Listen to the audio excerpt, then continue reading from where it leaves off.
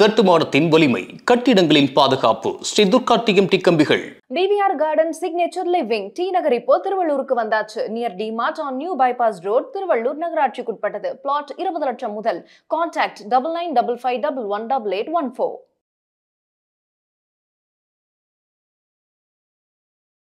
News cafe நேயர்களுக்கு கோவை விஸ்வநாதனின் அன்பான வணக்கங்கள். தங்கம் வெள்ளி தடுமாறுகிறது, பங்கு சந்தை முன்னேறுகிறது. இந்த மாதிரியான காலகட்டங்களில் முதலீட்டாளர்கள் என்ன செய்ய வேண்டும், அதை பற்றி கொஞ்சம் விரிவாக பேசுகிறேன். சந்தையினுடைய போக்கு எப்பொழுதுமே ஏற்ற இறக்கங்களுக்கு உட்பட்டதாகத்தான் இருக்குங்கிறது உங்களுக்கெல்லாம் தெரியும். சந்தை ஏறும் பொழுது, தங்கம் வெள்ளி ஏறும் பொழுது பங்குச்சந்தை சரிந்த நிலையில் இருந்தது என்பதும் கடந்த கால வரலாறு உங்களுக்கு நினைவுபடுத்துகிறேன். நான் ஏற்கனவே முந்தைய பதிவுலாம் சொல்லியிருக்கேன். கடந்த அக்டோபர் மாதத்துலேருந்து தங்கம் ஏறிக்கிட்டே இருக்குது, பங்குச்சந்தை அந்த உயர் நிலையிலேருந்து இறங்கிட்டுருக்கு. அதே ட்ரெண்டு இன்றைக்கி உல்டாவாக மாறி தங்கம் இறங்க ஆரம்பிச்சிருக்கு. பங்குச்சந்தையில் பங்குகளுடைய விகிதாச்சாரம், அதனுடைய தொகுப்பு அட்டவணை, அதாவது இண்டெக்ஸ்ன்னு சொல்லுவாங்க இல்லையா, அது ஏறிக்கிட்டு இருக்குது. இது எத்தனை நாளைக்கு தொடரும்? ஒன்று. இப்போது தங்கம் ஏறுறதுக்கும் பங்குச்சந்தைக்கும் உள்ள வித்தியாசங்கள் என்ன? பங்குச்சந்தையில் முதலீடு என்பது பொதுவாகவே முதலீடு மேற்கொள்ளும்போது ஹெட்ஜிங் வச்சு பண்ணுறது என்பது ஒரு ஆரோக்கியமானது உண்டு. அப்போது அந்த அலோகேஷன் பேசிஸில் இப்போ கொஞ்சம் டீட்டெயில்டாக நான் உங்கள்கிட்ட சொல்கிறேன். Allocation management, that is portfolio management கரெக்டாக இருக்கணும். பங்குச்சந்தைக்கு ஹெட்ஜிங் தான் நம்ம எப்பவுமே தங்கத்தை வச்சுக்கிறோம். அது ஃபியூச்சர் அண்ட் ஆப்ஷன்ஸாக இருந்தாலும் சரி, அல்லது ஸ்டாக்காக இருந்தாலும் சரி. அப்போ ஸ்டாக் நீங்கள் ஒரு 5 லட்ச ரூபாய்க்கு வாங்குறீங்க அப்படின்னா அதுக்கு பாதுகாப்பு ஒரு இன்சூரன்ஸ் மாதிரி தங்கம் அல்லது பாண்ட், இது மாதிரி மாற்று ஏற்பாடுகள் செய்வது ஒரு நடைமுறையில் விவரம் தெரிந்தவர்கள் பின்பற்றுவது என்பது ஒரு யதார்த்தமான உண்மை. வெறும் ஈக்குட்டியில் பண்ணுறதை விடவோ, வெறும் தங்கத்தில் வெள்ளியில் ஒரு இன்வெஸ்ட்மெண்ட்டோ ட்ரேடிங்கோ பண்ணுறதை விட இந்த மாதிரி போர்ட்ஃபோலியோவை கரெக்டாக மெயின்டைன் பண்ணுற போது அதனுடைய தாக்கம், ஏற்ற இறக்கங்கள் ஓரளவுக்கு ஒரு ரெகுலேட் ஆகும். இப்போ சந்தையில் ஏற்றம் இருக்கிறதுனால இப்போ பங்கு சந்தையினுடைய இண்டெக்ஸ் ஏறிக்கிட்டு இருக்குது, தங்கத்தினுடைய இண்டெக்ஸ் அதனுடைய விலைகளும் இறங்கிக்கிட்டு இருக்குது. இதை தவிர்க்கிறதுக்கு நம்ம என்ன செய்யணும்? ஃபஸ்ட்டு ரூமர்ஸ், செய்திகளை தவிர்க்க வேண்டும். செய்திகளை தவிர்க்கிறது என்பதல்ல, செய்திகள் யதார்த்தமானதா அதனுடைய அலசி ஆராய்ந்து அதற்கு தகுந்த மாதிரி நம்மளுடைய முடிவு எடுக்க வேண்டும். கேள்விப்படும் செய்திகள் எல்லாமே நமக்கு பாசிட்டிவாக இருக்கணும்னு சொல்ல முடியாது. அந்த மாதிரி நேரங்களில் நமக்கு டெக்னிக்கல் அனாலிசிஸை நல்லா தெரிஞ்சிருக்கணும். Technical analysis both fundamental and technical ரெண்டும் தெரிந்திருந்தால் இந்த பங்கு வர்த்தம் என்பது ஓரளவுக்கு ஆதரவான சூழ்நிலையாக வாய்ப்பு உண்டு. பொதுவாக ஒரு பங்கின் விலையாகட்டும், ஒரு தங்கம் ஃபியூச்சர் அண்ட் ஆப்ஷன்ஸாக இருக்கட்டும், அல்லது ETF இருக்கட்டும், பீஸாக இருக்கட்டும், அந்த விலையை பார்க்கறதை விட அந்த போர்ட்ஃபோலியோ மேனேஜ்மெண்ட்டுன்னு சொல்லுவாங்க இல்லையா, அந்த போர்ட்ஃபோலியோ மேனேஜ்மெண்ட்டை நம்ம முறையாக ரெகுலேட் பண்ணி அதற்கு தகுந்த மாதிரி அதை ரீபேலன்ஸ் பண்ணணும். இந்த மாதிரி தங்கம் இறங்கிட்டு இருக்கிற போது பங்கு சந்தை ஏறும் பொழுது நம்மளுடைய போர்ட்ஃபோலியோவை ரீபேலன்சிங் பண்ணணும். தங்கம் இறங்கினாலும் வெள்ளி இறங்கினாலும், அல்லது பங்கு சந்தையில் சில குறிப்பிட்ட ஸ்டாக்குகளோ அல்லது தொகுப்பு இறங்கினாலும் கூட அதற்கு காரணம் ஒன்றா உள்ளூர் காரணிகள் அல்லது உலக காரணிகள் அதனுடைய தாக்கத்தை ஏற்படுத்தலாம். இப்போ தங்கம் வெள்ளி இறங்கிடுது அப்படின்னு நம்ம நினச்சோம்னா, ஒன்றா லோவிலிருந்து ஏறி நல்ல டாப் லெவலில் இருக்கிற போது ப்ராஃபிட் புக் வரலாம், அல்லது பல்வேறு காரணங்கள் அடிப்படையில் இருக்கா என்பதை நாம் உறுதி செய்து கொண்டு நம்மளுடைய லாபத்தை பதிவு செய்ததோ அல்லது அதை ஹோல்டிங் செய்யலாமா என்பதை முடிவெடுக்க வேண்டும். நீங்கள் எது செஞ்சாலும் உங்களுடைய நிதி ஆலோசகரையும் அல்லது உங்களுக்கு தெரிந்த டெக்னிக்கல் முறையாக கையாள வேண்டும். இது மாதிரி டயத்தில் நம்ம முதலீட்டாளர்கள் என்ன செய்வது என்றால், தங்கம் வாங்கியிருந்தால், கடந்த அக்டோபரில் வாங்கியிருந்தால் ஓரளவுக்கு நல்ல பாட்டம் ஃபிஷ் பிடிச்சிருப்பீங்க. இப்போ நல்ல ஹெவி ப்ராஃபிட்டில் இருக்கும். அத்தனையும் நம்ம விற்கிறத விட ஒரு பகுதியாக விற்கலாம். மார்க்கெட்டில் 2 டைப்ஸ் இருக்குது. ஒன்று செல் ஆன் ரைஸ், இன்னொன்று பை ஆன் டிப்ஸ். இதை முறையாக கற்றுக்கிட்டு அதுக்கு தகுந்த மாதிரி ஆக்ட் பண்ணுற போது நம்மளுடைய கேபிட்டல் எரோஷனை தவிர்க்கலாம். கணிசமான லாபத்திற்கும் வழி இருக்குது. நான் செபி ரிஜிஸ்டர் அட்வைசர் இல்லை. இந்த வீடியோவில் தெரிவிக்கப்படும் தங்கம் மற்றும் பங்குகள் நிலவரங்கள் குறித்த செய்திகள் தகவலுக்காகவும் தங்களுடைய விழிப்புணர்வுக்காகவும் மேற்கொள்ளப்படுகிறது. அவ்வாறு இருக்கும் பட்சத்தில் தாங்கள் இதை வைத்து எந்த முடிவும் எடுப்பதை விட தங்களுடைய நிதி ஆலோசகரையும் கலந்து ஆலோசித்து தாங்கள் கற்றறிந்த சில ஸ்ட்ராட்டஜிஸை முறையாக அப்ளை பண்ணி அதற்கு தகுந்த மாதிரி நீங்கள் வர்த்தகமோ அல்லது முதலீடையோ சீரமைப்பு செய்வது என்பது ஒரு ஆரோக்கியமானது உண்டு. சந்தையில் இப்போது நிஃப்டி 50 இருக்குது, பேங்க் நிஃப்டி இருக்குது, மிட் கேப் 100 இருக்குது, இந்த மாதிரி வேரியஸ் கேட்டகரிஸ் இருக்குது இல்லைங்களா? அப்போது சந்தை நிஃப்டி 50 மற்றும் பேங்க் நிஃப்டி இதில் சில பங்குகள் கடந்த சில நாட்களாக நல்ல ஏற்றத்தை கொடுத்து கொண்டு இருக்குது. சில பங்குகள் அந்த 52 வீக் லோ கிட்டையும் இருக்குது. அப்போ 52 வீக் ஹை கிட்ட போயிருக்கு அப்படின்னா நீங்கள் அது லோவில் வாங்கியிருந்தால் உங்களுடைய ஸ்ட்ராட்டஜியை ஃபாலோ பண்ணி அதுக்கான வர்த்தகத்தை நீங்கள் முறையாக செய்யலாம்.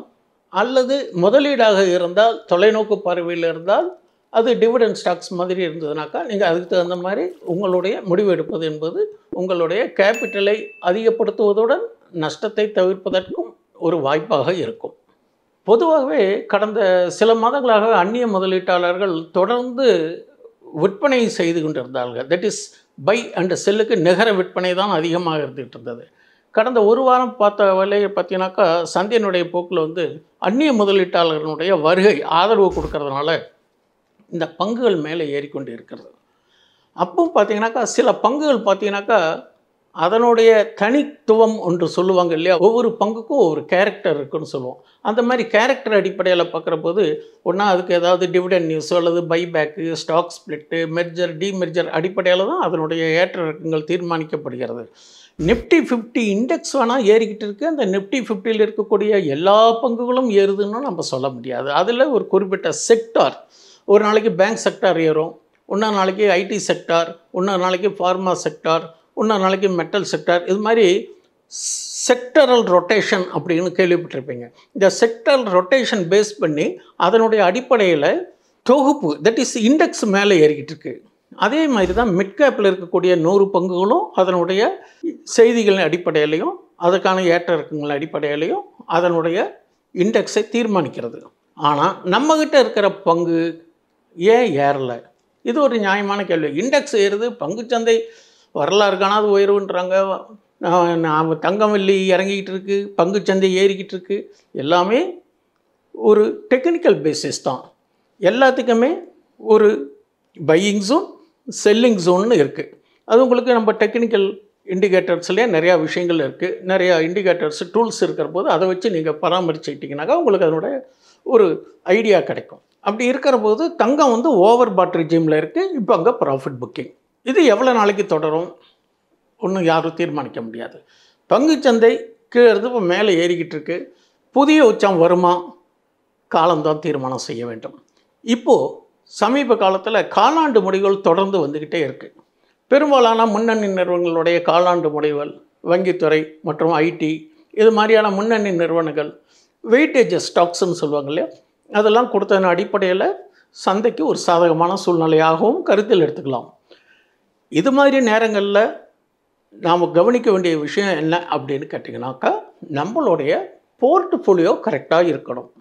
அந்த போர்ட்ஃபோலியோ கரெக்டாக இருந்து அதுக்கு தகுந்த மாதிரி ரீபேலன்சிங் பண்ணணும்.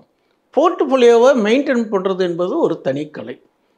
அது உங்களுடைய ஃபினான்ஷியல் அட்வைசரியோ அல்லது நீங்களே ஒரு தொகுப்பை வச்சுக்கிட்டு உங்களுக்குன்னு ஒரு ஸ்ட்ராட்டஜி இருக்கும், அது மாதிரி வைத்துக்கிட்டு ஒரு பகுதியாக லாபம் எடுக்கலாம். அல்லது அண்டர் வேல்யூ ஸ்டாக்ஸை ஒரு ஆவரேஜ் பண்ணலாம். அதெல்லாம் நீங்கள் தனித்தனியாக ஆராய்ந்து முடிவெடுப்பது என்பது ஆரோக்கியம். அதே மாதிரி ஒரு போர்ட்ஃபோலியோங்கிறது ரொம்ப ட்ரிம்மாக இருக்கணும், ஸ்மார்ட்டாக இருக்கணும். ஒரு 150 ஸ்டாக்கை வச்சுக்கிட்டு நம்ம ஒரு போர்ட்ஃபோலியோன்னு சொன்னீங்கன்னாக்கா அதை கண்காணிக்கிறதுக்கான வாய்ப்புகள் குறைவு. அதனால் தங்கம் வெள்ளி இறங்கினாலும் பங்குச்சந்தை ஏறினாலும் உங்களுடைய போர்ட்ஃபோலியோவை நீங்கள் மெயின்டைன் பண்ணணுமே தவிர, பொருள் தட் இஸ் பங்குகளுடைய விலையை கவனிப்பதை விட போர்ட்ஃபோலியோவை கண்காணிப்பது என்பது உங்கள் முதலீட்டை பாதுகாப்பதுடன் உரிய லாபம் இருந்தால் பகுதி லாபம் எடுக்கவும் ஒரு வாய்ப்பு கொடுக்கும்.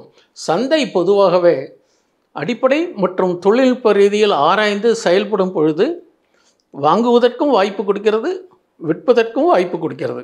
நம்ம வாங்க வேண்டிய இடத்துல போய் விற்கக்கூடாது, விற்க வேண்டிய இடத்துல போய் வாங்கிட்டா நான் இந்த விலைக்கு வாங்கிட்டேன் இறங்கிடுது.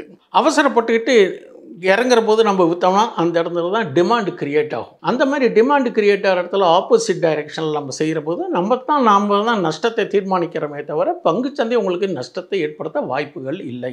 தவறான வழியில் சென்றால் நமக்கு அதுக்கான சிரமங்களைத்தான் நம்ம சந்திக்க வேண்டுமே தவிர தேர்ந்தெடுக்கும் முறை, தொழில்நுட்ப ரீதி இதெல்லாம் நம்ம ஆராய்ந்து அனுசரித்து அதற்கு தகுந்த மாதிரி வர்த்தகம் செய்ய வேண்டும். அதேமாரி ஒரு முதலீடு செஞ்சிட்டோம்னாக்கா எல்லாத்தையும் ஒரே ஸ்டாக்கில் போடுறத விட பகுதி வரியாக, இப்போ முன்னதாக சொன்னோம் பார்த்தீங்களா, ஹெட்ஜிங், அப்போ தங்கத்தில் கொஞ்சம், பாண்டில் கொஞ்சம், இந்த மாதிரி ஸ்டாக்ஸ்லேயும் போட்டு முதலீடு செய்வது என்பது அதுதான் allocation of fund, that is portfolio management. அந்த போர்ட்ஃபோலியோ மேனேஜ்மெண்ட்டில் ஒவ்வொருத்தருக்கும் ஒவ்வொரு ஐடியா இருக்கலாம். அதில் நம்ம மணி மேனேஜ்மெண்ட் பார்க்கணும், டைம் மேனேஜ்மெண்ட் பார்க்கணும். இப்போ பொதுவாக தங்கத்தை பொறுத்தவரையிலையும் ப்ரைஸ் கரெக்ஷன் ஓகே, இன்னும் முழுமையான டைம் கரெக்ஷன் வரவில்லை. பங்குச்சந்தையை பொறுத்தவரையிலையும் டைம் கரெக்ஷனும் வரவில்லை, ப்ரைஸ் கரெக்ஷனும் வரவில்லை. அது ஒரு விவரமாக சொல்கிறதுக்கு போதிய கால வாசலில் டைம் கரெக்ஷன், ப்ரைஸ் கரெக்ஷன் ஒன்று முறையாக தெரிந்தாலே இந்த வர்த்தகத்தில் நம்ம ஆரோக்கியமாக செய்கிறதுக்கான வழிவகைகள் இருக்குங்கிறது என்னுடைய கருத்து. மீண்டும் அடுத்த பதிவில் சந்திப்போம். வாய்ப்பு கொடுத்த நியூஸ் கஃபே நிறுவனத்திற்கு நன்றி. நேயர்கள் தங்களுடைய கருத்துக்களை தங்களுக்கு தேவைப்படும் பட்சத்தில் இன்பாக்ஸில் தெரிவித்தால் விதிமுறைகளுக்குட்பட்டு எங்கள் கருத்துக்களை சொல்ல வாய்ப்பாக இருக்கும். நன்றி, வணக்கம். இந்த வீடியோ உங்களுக்கு பிடிச்சிருந்தா லைக் பண்ணுங்க, ஷேர் பண்ணுங்க, கமெண்ட் பண்ணுங்க. மறக்காம பெல் பட்டனை கிளிக் பண்ணிட்டு சப்ஸ்கிரைப் பண்ணிடுங்க.